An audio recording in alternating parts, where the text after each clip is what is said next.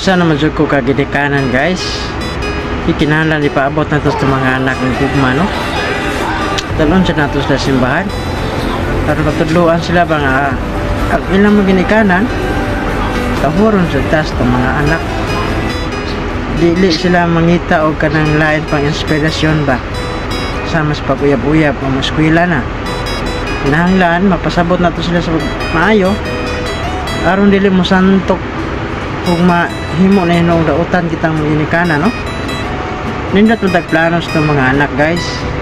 Apa nagkulang lang ubang ginikanan niyalis pagdala sila mga anak simbahan.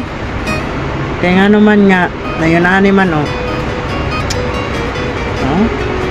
Isuda eh. Sipa pa jud. Pero dili maayo guys nga na manapat ta no.